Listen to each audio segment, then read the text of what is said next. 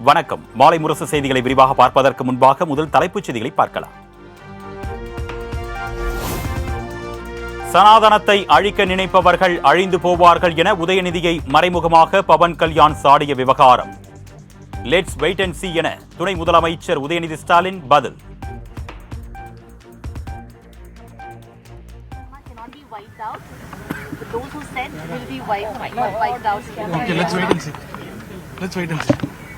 Thank you.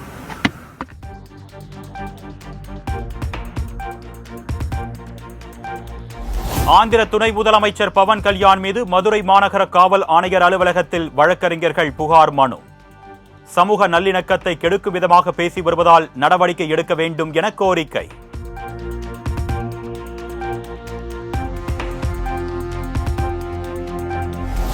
சட்டவிரோத பண பரிமாற்ற வழக்கு விசாரணையை ஒத்திவைக்க கோரி அமைச்சர் செந்தில் பாலாஜியின் கோரிக்கை நிராகரிப்பு.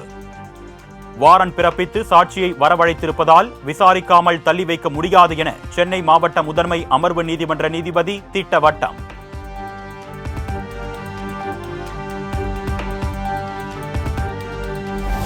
நாம் தமிழர் கட்சி ஆதரவாளர்கள் பதிவிட்ட அவதூறு கருத்துக்களை நீக்க கோரி திருச்சி எஸ்பி வருண்குமார் தொடர்ந்த வழக்கு.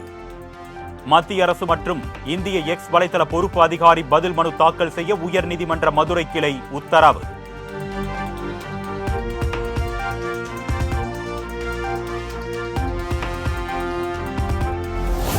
அவதூறுகளை தடுக்க எக்ஸ் தள கணக்குகள் துவங்கும் போது ஆதார் அட்டைகளை மத்திய அரசு கட்டாயமாக்க வேண்டும்.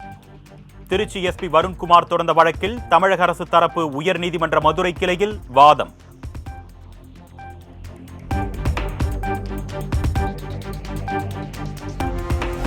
தமிழகத்தில் உள்ள 20 மாவட்டங்களில் இன்று கனமழை பெய்யக்கூடும். சென்னை வானிலை ஆய்வு மையம் எச்சரிக்கை.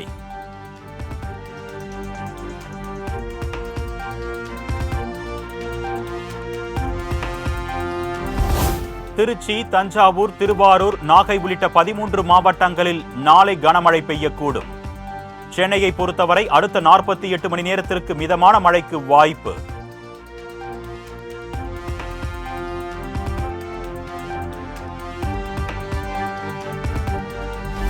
வடகிழக்கு பருவமழை முன்னெச்சரிக்கை தொடர்பாக மாநில அவசர கால செயல்பாட்டு மையத்தில் துணை முதலமைச்சர் உதயநிதி ஸ்டாலின் ஆய்வு. வருவாய்த்துறை அமைச்சர் KKSSR ராமச்சந்திரன், துறை செயலர் அமுதா உடன் இருந்தனர்.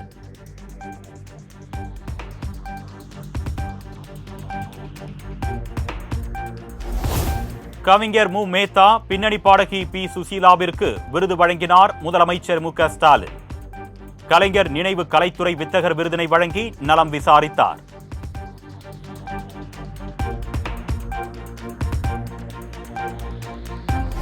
கலைஞர் எழுதிய காகித ஓடம் பாடலை முதலமைச்சர் MK ஸ்டாலின் முன் பாடி விருது பெற்ற P சுசீலா. தமிழ்தாய் வாழ்த்து பாடிய போது உணர்ச்சி வசத்தில் சேர்ந்து பாடிய முதலமைச்சர்.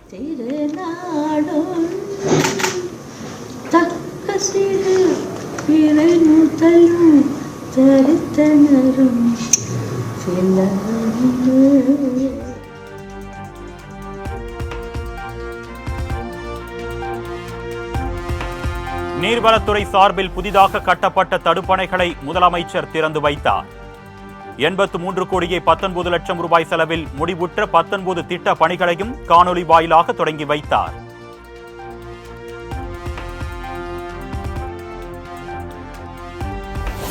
திருப்பதி லட்டு விவகாரத்தில் சிறப்பு விசாரணை குழு அமைத்து உச்சநீதிமன்றம் உத்தரவு. 2 CBI அதிகாரிகள், 2 மாநில அரசு அதிகாரிகள், உணவு பாதுகாப்புத்துறை அதிகாரி ஒருவர் இடம்பெற ஆணை.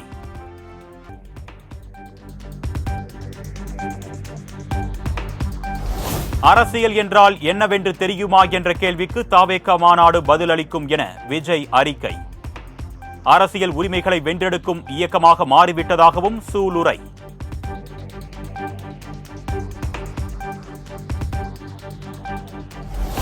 தமிழக வெற்றி கழகம் ஏதோ பெயருக்கு அரசியலுக்கு வந்த கட்சி அல்ல என்று விஜய் திட்டவட்டம். அரசியல் களத்தில் வெற்றி காண போகும் கட்சி என்பதை நம்மை எடை போடுபவர்கள் இனி புரிந்து கொள்வார்கள் என்றும் உறுதி.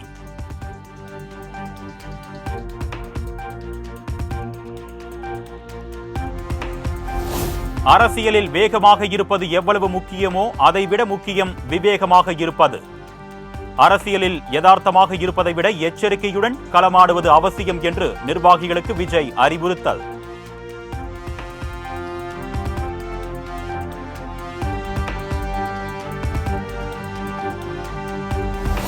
டெங்கு, மலேரியா, ஃப்ளூ போன்ற விஷ காய்ச்சல்களை தடுக்க திமுக அரசு தவறிவிட்டதாக எதிர்க்கட்சித் தலைவர் எடப்பாடி பழனிசாமி கண்டனம். உள்ளாட்சி சுகாதாரத்துறை அலுவலர்கள் வீடு வீடாக ஆய்வு செய்ய அரசுக்கு வலியுறுத்தல்.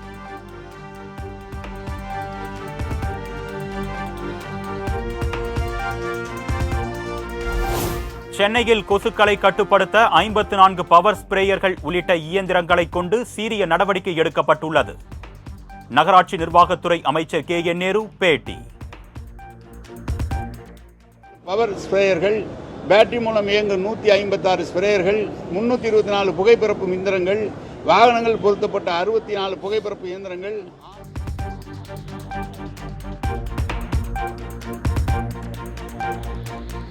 தமிழ்நாடு உடற்கல்வியியல் மற்றும் விளையாட்டு பல்கலைக்கழக 14வது பட்டமளிப்பு விழா. பொதுவெளியில் ஒரே மேடையில் ஆளுநர் RN ரவி, துணை முதலமைச்சர் உதயநிதி ஆகியோர் பங்கேற்பு.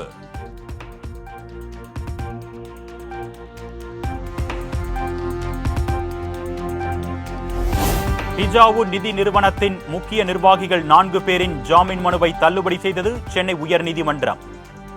ஜாமீன் வழங்கினால் சாட்சிகள் மற்றும் ஆவணங்களை கலைக்க வாய்ப்பிருப்பதாக காவல்துறை முன்வைத்த வாதம் ஏற்பு.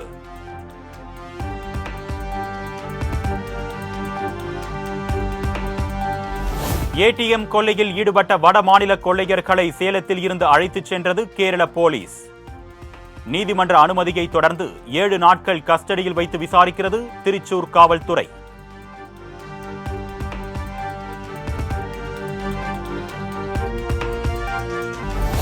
சென்னையில் ஆபரண தங்கத்தின் விலை சவரனுக்கு 80 ரூபாய் உயர்ந்து 56,960 ரூபாய்க்கு விற்பனை. 1 கிராம் 7,120 ரூபாய்க்கு விற்பனையாகிறது.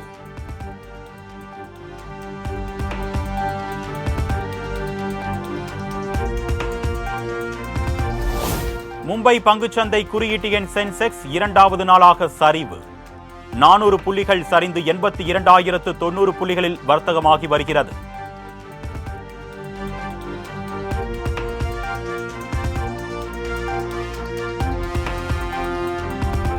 சென்னை கோயம்பேடு சந்தையில் 1 கிலோ தக்காளி விலை 65 ரூபாயாக உயர்வு. மொத்த விற்பனையில் 65 ரூபாய்க்கு விற்கப்படுவதால் பொதுமக்கள் அதிர்ச்சி.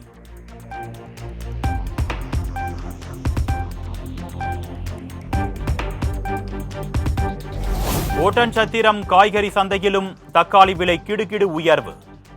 1 கிலோ தக்காளி 65 ரூபாய்க்கு விற்பனை.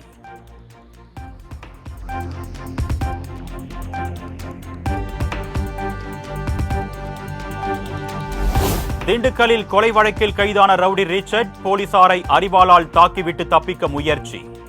தற்காப்புக்காக துப்பாக்கியால் சுட்டு பிடித்தது காவல்துறை.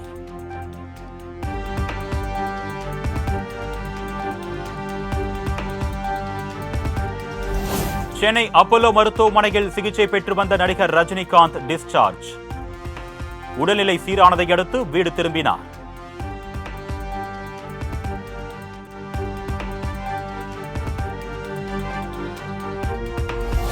விஜயின் தமிழக வெற்றி கழகத்தின் முதல் மாநில மாநாட்டிற்கான பந்தல் கால் நடப்பட்டது. பொதுச் செயலாளர் புசி ஆனந்த் தலைமையிலான விழாவில் முக்கிய நிர்வாகிகள், தொண்டர்கள் உட்பட ஏராளமானோர் பங்கேற்பு.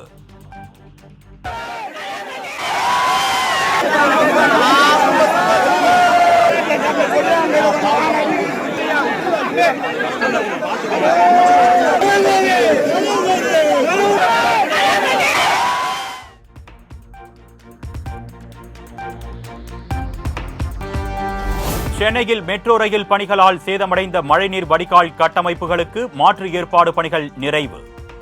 சென்னை மாநகராட்சிக்கு மெட்ரோ ரயில் நிர்வாகம் அறிக்கை சமர்ப்பிப்பு.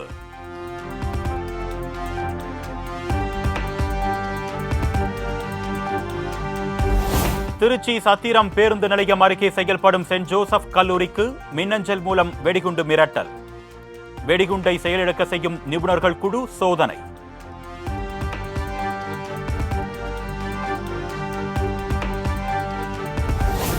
PM ஸ்ரீ திட்டத்தில் தேர்வான பள்ளிகளில் பாஜக திட்டங்கள் குறித்த போட்டி நடத்த மத்திய அரசு சுற்றறிக்கை வழங்கியதற்கு சிபிஎம் கடும் கண்டனம். மாணவர்கள் மனதில் பாஜக RSS கொள்கைகளை பரவ அனுமதிக்க முடியாது என்றும் திட்டவட்டம்.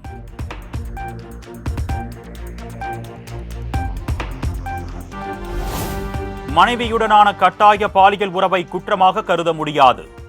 உச்சநீதிமன்றத்தில் மத்திய அரசு திட்டவட்டம்.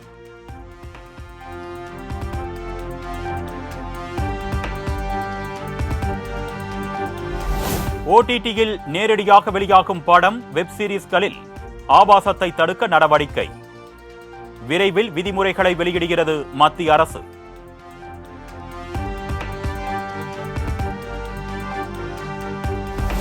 யூடியூபில் 3 நிமிடங்களுக்கு ஷார்ட்ஸ் வீடியோக்களை பதிவேற்றும் முறை வரும் 15ஆம் தேதி அறிமுகம்.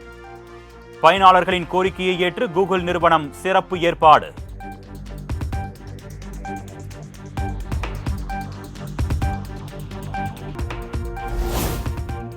சூரியனின் பெருவெடிப்பை பதிவு செய்தது நாசாவின் சோலார் டைனமிக்ஸ் ஆய்வகம்.